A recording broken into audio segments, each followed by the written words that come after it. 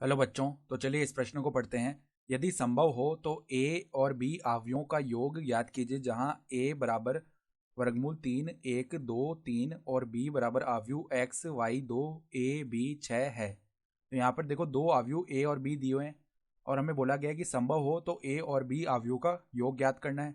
तो प्रश्न में आगे बढ़ने से पहले इस प्रश्न से संबंधित जो मुख्य उदाहरण है उसकी हम चर्चा कर लेते हैं। तो देखो मुख्य उदाहरण, दो अवयवों का योग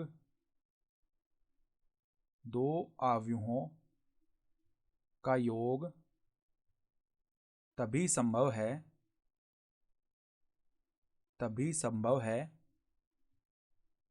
जब उनकी कोटियां समान हो। जब उनकी कोटियां समान हो, ठीक है। तो हम देख सकते हैं कि जो ए अवयव है उसकी कोटि क्या हो जाएगी। देखो ए अवयव हमारे पास में है, ये 2 गुणा 2 है, अर्थात दो पंक्तियां और दो ही स्तंभ है। तो इसकी कोटि क्या हो जाएगी, 2 गुणा 2, ठीक है।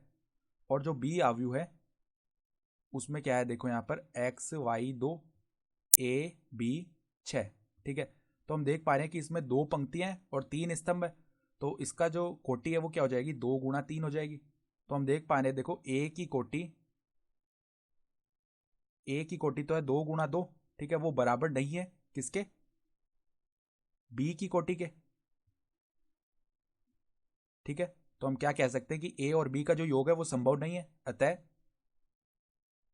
अतः अवयव है अतः अवयवों ए व बी का योग संभव नहीं है, ठीक है। तो हमें बोला गया था कि संभव हो तभी ज्ञात करना है, तो योग ही संभव नहीं है यहाँ पर, तो ठीक है। तो इनका योग संभव नहीं है, तो ये हमारा उत्तर भी हो जाएगा। तो आशा करता हूँ कि आपको ये प्रश्न समझ में आया होगा। धन्यवाद।